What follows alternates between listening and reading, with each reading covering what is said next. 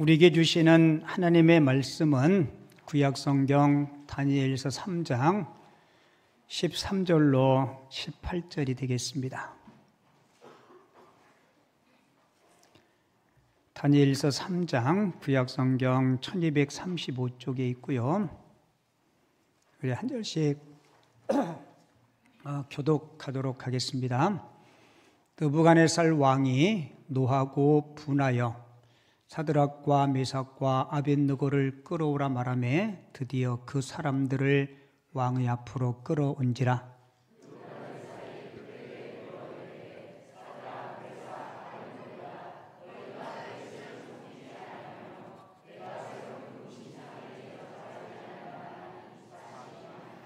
이제라도 너희가 준비하였다가 나팔과 피리와 수금과 삼현금과 양금과 생황과 및 모든 악기 소리를 들을 때 내가 만든 신상 앞에 엎드려 절하면 좋거니와 너희가 만일 절하지 아니하면 즉시 너희를 맹렬히 타는 풀무불 가운데 던져 넣을 것이니 능히 너희를 내 손에서 건져낼 신이 누구이겠느냐 하니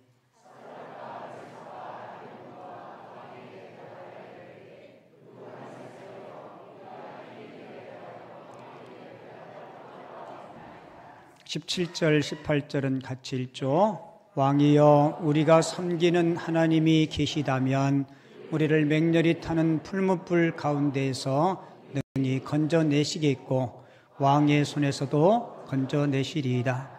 그렇게 하지 아니하실지라도 왕이여 우리가 왕의 신들을 섬기지도 아니하고 왕이 세우신 금 신상에게 절하지도 아니할 줄을 아옵소서. 아멘. 세상을 바꾸는 하나님의 사람들이라는 제목으로 하나님 주신 은혜를 나누겠습니다. 제목 같이 읽어볼게요. 시작. 세상을 바꾸는 하나님의 사람들. 아멘. 사진 한 장 보여드릴게요. 사진이 작아서 잘 보이실려나 모르겠는데 그 천주교 신부님들 있죠. 천주교 신부님들이 사제 서품을 받는 모습이에요. 신천을 깔고 바닥에 바짝 엎드려 있죠. 우리 장로교로 말하면 목사 안수식 혹은 장로님 임지식과 같은 의미예요. 근데 저 모습을 보면서 가슴이 좀 찡하더라고요. 가장 밑바닥에 무릎 꿇는 것도 아니고 코를 땅바닥에 대고 바짝 엎드렸어요. 무슨 의미일까요? 예수님처럼 가장 낮은 자리에서 내가 섬기겠습니다. 저런 각오로 바닥에 바짝 엎드린 거예요. 다음에 우리 교회에서도 장로 임지식 할 때 저렇게 한번 해야 될 것 같아요. 바닥에 바짝 엎드리게. 우리 기독교 방송 있잖아요. 그죠? 이 캐토릭에도 천주교 방송이 있는데 그 방송을 이렇게 보니까 저 사제 서품식 이렇게 하나 보면서 바짝 엎드린 후에 이 사제로 서품 받는 사람들을 위해서 복을 비는 그런 기도의 시간이 있더라고요. 근데 이렇게 복을 빌더라고요. 성부이신 하나님께서 사제로 서품 받는 이들에게 복을 내려 주옵소서. 성부이신 그리스도께서 그들에게 강복해 주시옵소서. 강복이 뭔지 아시겠죠? 복을 내려 달라는 거예요. 성령이신 주님께서 그들에게 복을 내려 주옵소서. 이렇게 쭉 기도하고 마지막으로는 삼위일체이신 하나님께서 그들에게 복을 내려 주옵소서. 이렇게 기도하는데 되게 이렇게 막 경건하고 가슴이 찡하고 그래요. 근데 그 다음에 이어지는 기도문을 들으면서 제가 이거는 아닌데 라는 생각이 들었어요. 이어서 무슨 기도를 한지 아세요? 이렇게 기도하더라고요. 성모 마리아여 사제로 서품 받는 이들에게 복을 내려 주옵소서. 제가 TV 끌려고 그랬어요. 그래도 끝까지 어떻게 하나 보자 그랬더니 성 베드로여 서품 받는 이들에게 복을 내려 주옵소서. 성 니콜라우스여 성 안토니오스여 이렇게 석인들의 이름들을 쭉 거론하면서 그렇게 기도하는 거예요. 저는 그 모습을 보면서 아직도 우리 개신교와 카톨릭에는 여전히 존재하지 않는 넓은 벽이 있고 이런 차이가 있구나라는 생각이 들어요. 여러분, 삼위일체 하나님께 복을 빌어달라고 기도하는 것, 여러분 그거면 충분하지 않나요? 우리가 부르는 찬송가 맨 1장이 뭔지 아세요? 만복의 근원 하나님. 만복의 근원이 누구세요? 여러분, 우리 인간의 생사화급을 주관하시는 분이 누구세요? 하나님이신데, 이 캐톨릭은 지금도 성 베드로요. 여러분, 베드로는요 우리와 똑같은 사람이에요, 그죠? 쪽팔리게 예수님도 부인했던 친구인데 무슨 복을 줄까? 죄송해요, 설교 용어가 아닌데. 근데 나쁜 말은 아니더라고요. 쪽이 뭐예요? 얼굴 얘기하는 거예요. 얼굴 팔리는 일, 부끄러운 일을 항상 얘기해요.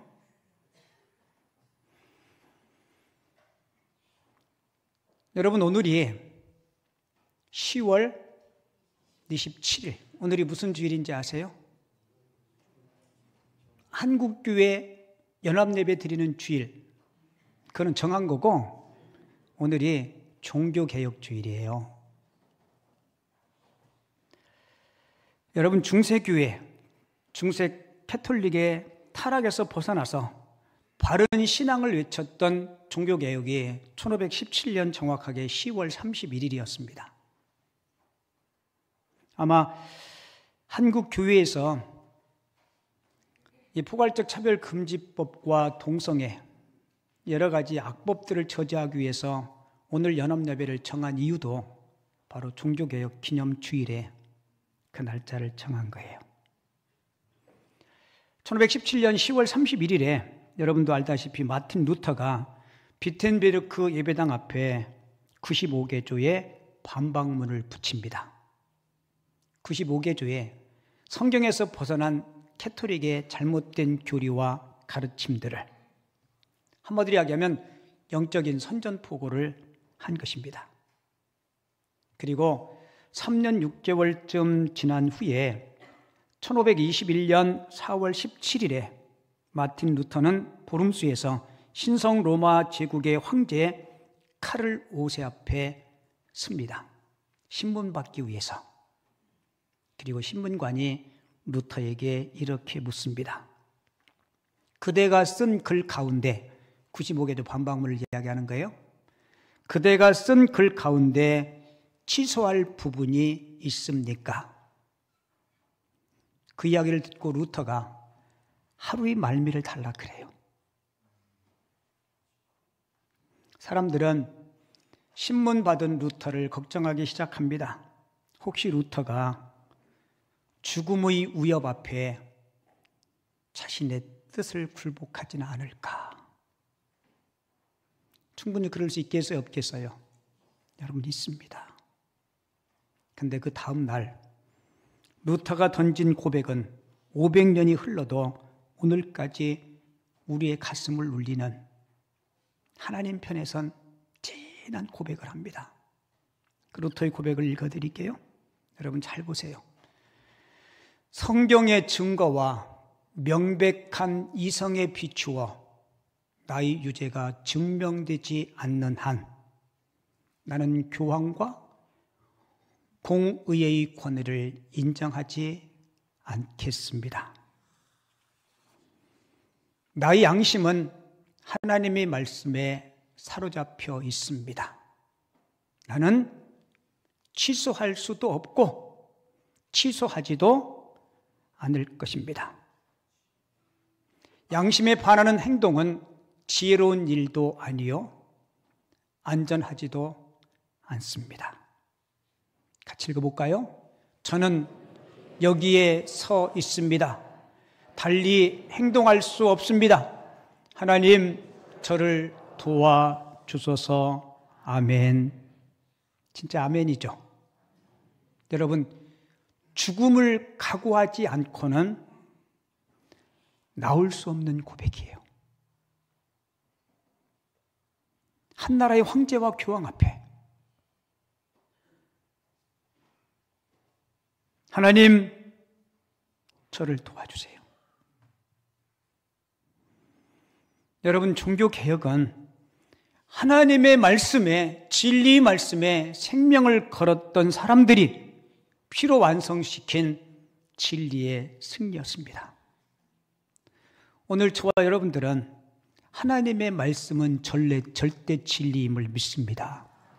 예수 그리스도 외에는 구원자가 없음을 우리는 고백합니다. 여러분, 개혁자들이 성경 외에는 다른 진리가 없습니다. 예수 그리스도 외에는 다른 구원의 길이 없습니다. 여러분, 우리는 그렇게 외쳤던 개혁자들의 후예드림을 꼭 기억하시기 바랍니다. 정확하게 올해가 종교개혁 507주년인가 그래요. 근데 저와 여러분들이 신앙을 한번 다시 뒤돌아보면 우리에게도 다시 한번의 제2의 종교개혁이 필요하다라고 저는 그렇게 느껴져요. 그리고 우리 주변에 하나님을 거역하는 악한 사조들이 정말 들풀처럼 일어나고 있습니다. 우리가 맞이하고 있는 이 반성경적인 현실, 여러분, 우리가 이걸 신앙으로 극복할 수 있어야 돼요. 여러분들에게 사진 하나 보여드릴게요. 아래 사진은 우리에게 익숙한 사진이에요. 무슨 사진이에요? 무슨 그림이에요? 예수님의 마지막 최후의 만찬 그림입니다. 올여름에 파리 올림픽 개막식에 예수님의 마지막 만찬을 조롱한 패러디 사진이 저 위의 사진이에요. 그리고 올림픽 개막식 때 여장을 한 남성들, 그리고 트랜스젠더가 뭔지 아시죠? 남자가 여자 되고 여자가 남자 된 성전환수를 한 사람들이 나와서 공연을 했어요. 많은 사람들이 그 공연을 보며 환호했어요. 그런데 오늘날 우리 기독교가 조롱거리가 되어버렸습니다. 하나님 앞에 지음받은 이 피조물들이 우리를 창조하신 하나님을 거부하고 마음대로 조롱하는 그런 시대가 되어버렸어요. 이번 여름 올림픽에 세르비아 유도 선수였던 마이도프라는 선수가요, 경기장에 입장할 때 십자가 표시를 했다는 이유로 5개월 자격정지를 당했습니다. 여러분, 예수 그리스도와 하나님을 조롱하는 그런 개막식에는 많은 사람들이 환호를 받았지만 예수를 높이는 신앙은 자격정지를 받는 그런 모습, 이것이 우리가 직면하고 있는 현실입니다. 우리 그리스도와 기독교의 복음에 대적하는 소리는 점점 높아져요. 여러분 한번 보세요. TV나 어떤 영화나 드라마 한번 보세요. 무슨 양념처럼 우리 기독교를 폄하하고 기독교에서 좋지 않은 이야기들을, 나는 도대체 그런 글을 쓰는 작가들이 머릿속에 뭐가 들었는지 잘 모르겠어요. 그런데 이러한 일들이, 이러한 사조들이 점점 나도 모르는 사이에 우리 안방까지 들어오고 있다는 거예요. 여러분, 청교도 신앙을 가진 청교도의 후예들이 세운 나라가 미국입니다. 이 미국의 뉴욕주는요, 성을 구분할 때 공식적으로 31개의 성을 그들이 인정한다 그래요. 여러분, 성이 몇 개예요? 그래서 저기 젠더 플루이드 무슨 성이에요? 유동하는 성. 여러분, 성이 유동하나요? 제 말이 어려워요? 성이 몇 개예요? 어느 분한테 그래 버렸더니 잘 모르겠는데요. 김씨, 박씨, 성씨 뭐 이렇게 하는데 그거 말고 남성, 짐승은 암컷, 수컷. 그런데 미국 뉴욕주에는 젠더 플루이드라고 성을 자기가 결정할 수 있는 거예요. 내가 생물학적으로는 남자로 태어났는데 내 생각과 마음은 나 여자이고 싶다. 그럼 뭐가 되는 거예요? 그거 인정해야 된다는 거예요. 그러니까 아침엔 남자, 저녁에는 여자가 될 수 있어요, 없어요? 이거 막 바뀌어요? 심지어 내가 원하면 동물이 될 수 있다고 인정해요. 실제로 미국의 공립학교에서 한 아이가 교실에 변을 본 거예요. 너 왜 변을 봤냐 그랬더니 나는 고양이에요. 고양이라고 생각하니까 고양이는 아무 데나 똥 싸잖아요. 그죠? 근데 문제는 이런 상황에서 교사가 제대로 훈육할 수가 없다는 겁니다. 우리는 이게 진짜 가능할까? 아니면 먼 미래에 그런 일이 있을까라고 생각하는데 아니에요. 여러분, 이쪽 서해 바다는 그 민물과 썰물, 이게 계속 반복되죠. 그죠? 여러분, 민물 막 들어올 때 그 민물 들어오는 속도가 빨라요? 늦어요? 얼만큼 빨라요? 모르시는구나. 밀문만큼 빨라요. 그 멀리서 보면 한참 있다 올 것 같아. 그죠? 그래서 저거 한참 걸리겠지 그러고 막 이러다 보면 어떻게 돼요? 코 밑에까지 와요. 여러분, 지금 우리가 그래요. 저 멀리 저 밀물이 언제 밀려올까라고 생각할지 모르지만 여러분, 어쩌면 지금 코앞에까지 와 있어요. 한 예를 들어볼까요? 우리나라에서 지난 7월 18일에 우리나라 대법원에서 동성 커플에게 건강보험 피부양자 자격을 인정했습니다. 누구에게요? 동성 커플에게 건강보험 피부양자 자격을 인정했어요. 여러분, 이게 뭐예요? 동성혼 법제화가 이제 코앞에 초읽기까지 왔다는 거예요. 여러분들이 한국도 미국이나 서양 여러 나라들처럼 하나님을 대적하는 문화가 바르게 치닫고 있는 거예요. 여러분, 우리가 살고 있는 이 현실 앞에 예수 믿는 저와 여러분들은 그러면 어떻게 살아야 할까? 어쩌면 우리가 가져야 될 신앙의 거룩한 부담인지도 모르겠어요. 오늘 다니엘서 3장 이야기는 여러분들이 잘 알고 있는 이야기예요. 주인공 세 사람이 나오죠. 다니엘의 세 친구 누구예요? 사드락, 메삭, 아벳느고. 지금부터 약 2600년 전에 바벨론이라는 제국에서 일어난 사건이에요. 바벨론이 그 당시 세계를 지배했습니다. 다니엘과 그의 세 친구들이 살고 있는 유다 땅도 바벨론이 지배했어요. 그 똑똑한 청소년들을 데리고 가죠. 그때 포로로 끌려간 사람이 다니엘과 본문에 나오는 이 세 친구들이에요. 근데 올랑 총기가 있고 하나님 은혜 때문에 비록 바벨론에 끌려갔지만 왕의 총애를 받아서 높은 공직에 오르게 돼요. 그러던 어느 날 그들에게 세찬 고난의 바람이 닥치기 시작합니다. 세계를 지배했던 느부갓네살 왕이 자신을 신성시하기 위해서 두라 평지에 신상을 세워요. 성경에 보면 그 너비가 한 3m 정도 되고 높이가 30m 정도 된다 그래요. 지금이야 고층 빌딩들이 많으니까 30m 그렇게 크게 높은 것도 아니지만 여러분, 그 당시에 거대한 우상을 바벨론 왕이 세우고 모든 관리들에게, 모든 백성들에게, 모든 악기를 연주하는 사람들이 악기 소리가 울리면 뭐하라 그래요? 엎드려 절하라. 만약에 왕의 명령을 거역하면 맹렬히 타는 풀무불 가운데 집어넣겠다. 쉬운 말로 이야기하면 산채로 화형시키겠다는 거예요. 그리고 진짜로 천지가 울리는 음악 소리 앞에 모든 백성이 다 엎드려 절했습니다. 근데 이때 우상 앞에 엎드려 절하지 않았던 세 사람이 있어요. 누구예요? 사드락, 메삭, 아벳느고. 여러분, 이 세 친구는 나는 하나님 외에는 어느 누구에게 절대로 절하지 않겠다. 신앙의 지조, 신앙의 절개를 지켰어요. 자, 신앙의 지조와 절개를 지킨 결과 그들에게 온 게 뭐예요? 환난이었고 핍박이었습니다.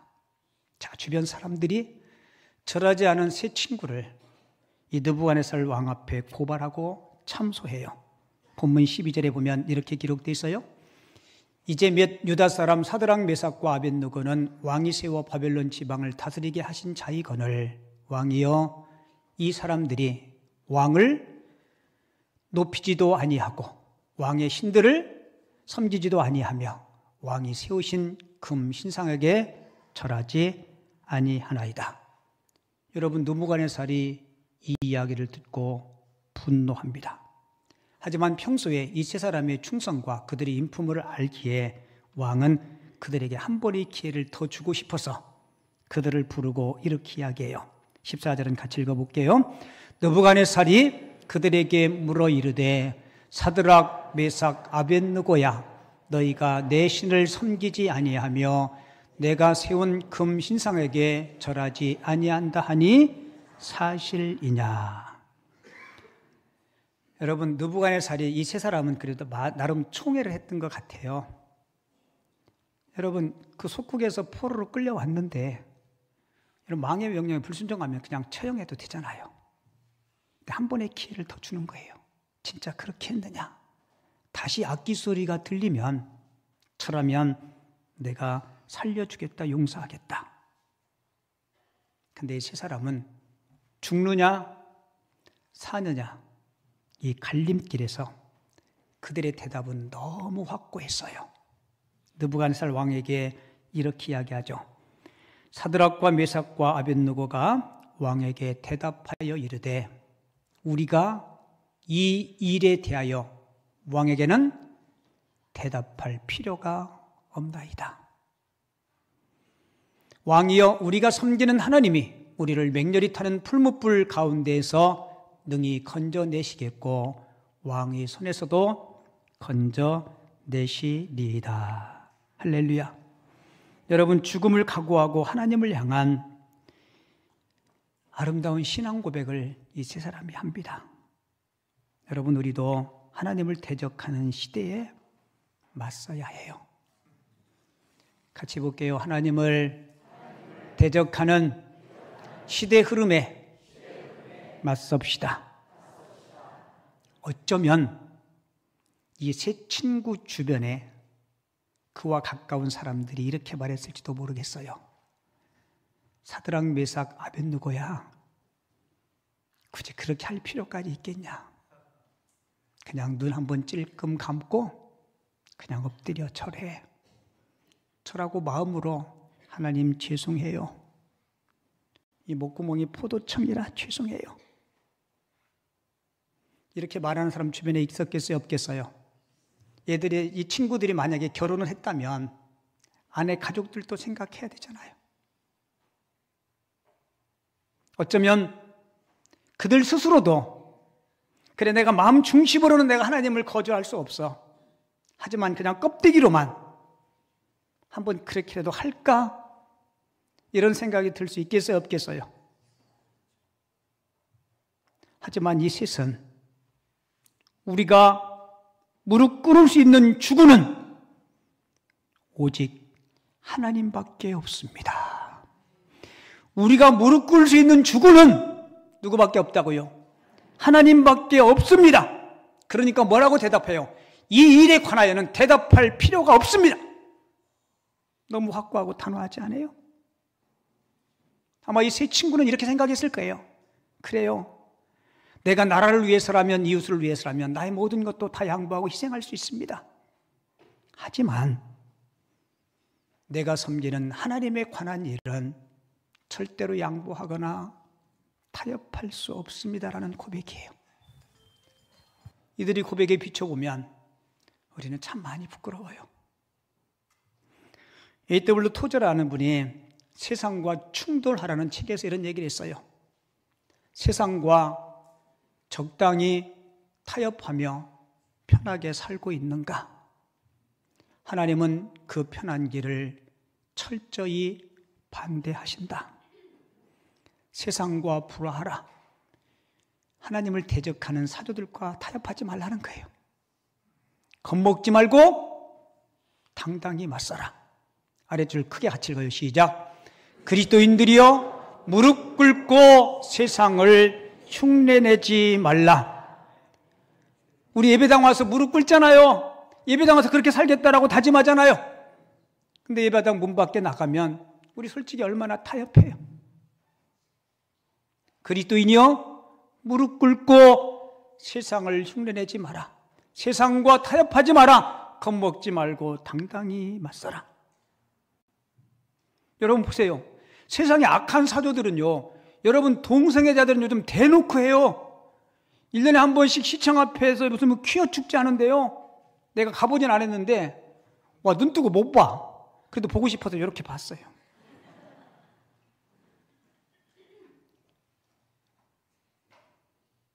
여러분 대놓고 반기독교 세력에 대해서 여러분 우리도 당당했으면 좋겠습니다. 솔직히 우리는 지금까지 그래, 하나님 앞에 기도하자, 기도하면 하나님께서 일하시겠지. 근데 우리가 너무 조용히 지켜만 보았어요.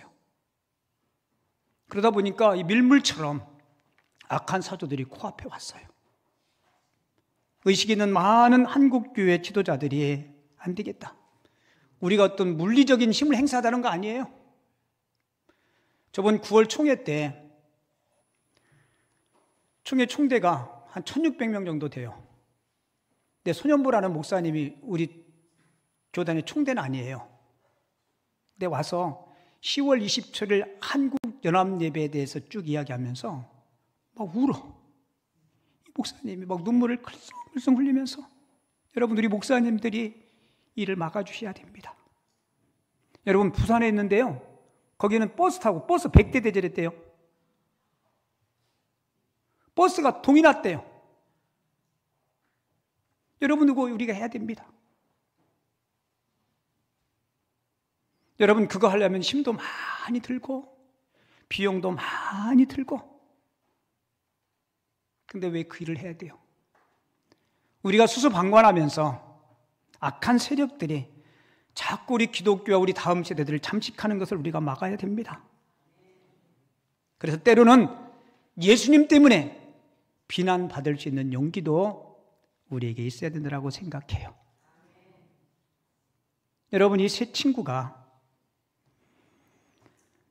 친구의 고백이 저와 여러분들이 고백이 될 수 있기를 주님의 이름으로 축원을 드립니다. 본문 18절에 보면 느부갓네살 왕 앞에 그들이 마지막 최종적인 이런 고백을 해요. 그렇게 하지 아니하실지라도, 이게 뭐예요? 풀무불 속에서 우리를 구해주지 않는다 할지라도, 내가 풀무불에 타 한 줌의 재가 되고 한 줌의 숫덩이가 된다 할지라도, 왕이여 우리가 왕의 신들을 섬기지 아니하고 왕이 세우신 금신상에게 절하지도 아니할 줄을 아옵소서. 여러분 저 고백이 뭔지 알아요? 이런 고백이에요. 하나밖에 없는 내 목숨을 주님을 위해서 드리겠습니다. 여러분 쉽게 할 수 있는 고백이 아니죠. 우리는 주님을 위해서 뭐 드린다고 하지만 핑계들이 많아. 제일 많은 핑계가 시간이 없대. 주여 소리가 왜 거기서 튀어나와? 시간이 있잖아, 집사님, 그죠? 하나님이 똑같이 24시간 주셨는데 저 바빠서 못해요. 여러분 이런 말 있어요. 중요한 일은 바쁜 사람에게 시키라고. 왠지 아세요? 집중하거든요. 시간이 없어요. 탤런트도 없어요. 나이 먹어서 허리도 아파요. 허리 안 아픈 사람이 어디 있어요? 다 아프지. 여기 안 아픈 사람 빼놓고 다 아파요. 저도 이제 나이가 조금 먹어서 그런지 3번 설교하면 허리가 아파. 그래서 여러분들이 안 보이지만 가끔 제가 오른쪽 다리도 들고 왼쪽 다리도 들고 모를까요? 그죠? 그쪽은 보이구나.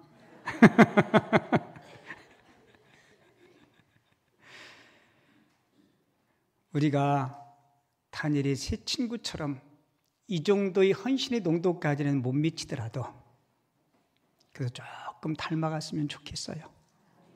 하나님 앞에, 내 양심 앞에, 세상 앞에 부끄럽지 않는 그런 그리스도인들이 됐으면 좋겠습니다. 이들이 자신의 목숨을 드리려고 할 때 참 신기해요. 하나님은 죽으려고 목숨을 바치는 자에게 하나님은 반드시 역사하시고 그들의 생명을 지켜주십니다. 풀무불 속에 집어넣었어요. 그죠? 근데 그 이후에 느부갓네살 왕이 그 모습을 보고 깜짝 놀라서 자리에서 벌떡 일어나요. 뭘 보았을까요? 본문 24절 볼게요. 그때 느부갓네살 왕이 놀라 급히 일어나서 모사들에게 물어 이르되 우리가 결박하여 불 가운데 던진 자는 세 사람이 아니었느냐 하니 그들이 왕에게 대답하여 이르되 왕이여 옳소이다 하더라. 자, 25절 볼게요. 왕이 또 말하여 이르되, 같이 읽어요. 시작. 내가 보니 결박되지 아니한 네 사람이 불 가운데로 다니는데 상하지도 아니하였고 그 넷째의 모양은 신들의 아들과 같도다 하고. 아멘. 풀무불 속에는 분명히 결박한 세 사람을 집어넣는데 풀무불 가운데는 지금 4명이 있어요. 그 넷째 사람의 모습이 어떻다고요? 신들의 아들과 같도다. 그래서 많은 성경학자들은 이 땅에 육신의 몸을 입고 오신 예수님이 성육신하기 이전에 이 세 친구들을 구하기 위해서 풀무불 속에 가셨다라고 그렇게 해석을 해요. 근데 이 세 사람은 머리카락 하나 상하지 않아요. 심지어 그 몸에 불탄 냄새도 나지 않았습니다. 하나님께서 그분의 사자를 보내서 그들을 보호해 주셨습니다. 이사야 43장 2절 말씀이 말씀 그대로 이루어진 거예요. 내가 불 가운데로 지날 때에 타지도 아니할 것이요 불꽃이 너를 사르지도 못하리니. 할렐루야. 여러분, 이들이 자신의 목숨을 바쳐 풀무불 속에 들어가겠다는 결심과 결단과 헌신이 있었기에 이런 놀라운 기적을 그들이 체험한 줄을 믿습니다. 이 느부갓네살 왕이 풀무불 속에 넷째 사람이 거니는 것을 보고 이 왕의 태도가 180도로 바뀌어요. 오늘 본문 26절에 보면 이렇게 기록되어 있어요. 느부갓네살이 맹렬히 타는 풀무불 아귀까지 가까이 가서 불러 이르되, 뭐라고 불러요? 지극히 높으신 하나님의 종. 여러분, 느부갓네살 왕은 자신을 지극히 높은 신으로 백성들에게 알리기 위해서 신상을 만들었어요. 근데 이 사건을 통해서 지극히 높으신 분이 누구임을 깨달아요. 하나님. 지극히 높으신, 여러분들이 이름이 그 다음에 쭉 나열됐으면 좋겠어요. 아멘 소리가 신통치 않은 거 보니까 조금 같이 그 반열에 올라가기는 부끄러운 것 같아. 저도 그랬으면 좋겠어요. 지극히 높으신 하나님의 종 성령아. 와, 거룩하죠. 아멘 해주신 분 점심 맛있게 드시기 바랍니다. 여러분, 자신이 최고의 신이라고 외쳤던 느부갓네살 왕이 하나님을 향해서 뭐라고 외쳐요? 지극히 높으신 하나님. 누구를 통해서 하나님을 경험했어요? 사드락, 메삭, 아벳느고 이 세 친구를 통해서 하나님만이 참신이구나. 여러분, 엘리야가 갈멜산 꼭대기에서 하나님이 참신임을 보여줄 때 하나님이 불을 내려서 바알과 아세라 선지자를 물리치지 않습니까? 오늘 오후 2시부터 포괄적 차별금지법 막기 위해서 한국교회가 어제 그저께 통계해 보니까 현장에 참석하기를 원하는 분이 60만이 넘었어요. 그래서 200만 목표하는데요. 100만은 현장에서 모이고 100만은 각 가정이든 어디든 유튜브로 실시간으로 참여하겠다. 여러분, 오후 예배 끝나고 2시부터 5시까지니까요. 꼭 동영상에 참석하세요. 거기에 몇 명이 들어왔는지 다 카운트돼요. 여러분들이 보따리 싸가지고 거기 가시든지 아니면 집에서 유튜브 보시든지 꼭 그렇게 하시기 바랍니다. 그리고 제 마음속에는 이런 마음이 있어요. 앞으로 10년, 20년, 30년 먼 훗날이 지난 후에 한국 기독교 역사에 2024년 10월 27일 우리 할아버지, 우리 할머니, 우리 어머니들이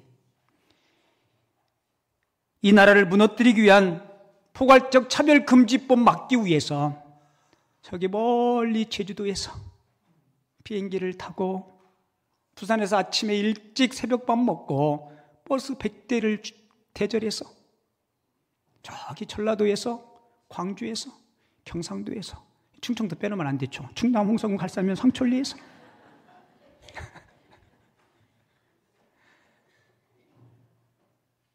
나이 들어서 머리는 허얀데 허리는 꾸부장해서 지팡이를 줍고 온 할머니, 아기를 등에 들쳐업고 그 바닥에 무릎 꿇고 앉아 기도한 우리들의 어머니, 그들의 눈물의 기도, 그들의 헌신 때문에 포괄적 차별금지법을 막았대.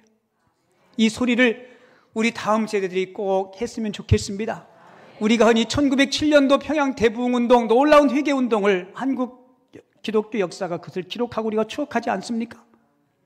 오늘이 저는 우리 한국 기독교 역사에 길이 남을 수 있는, 참으로 기억하고 싶은 2024년도 10월 27일이 됐으면 좋겠습니다.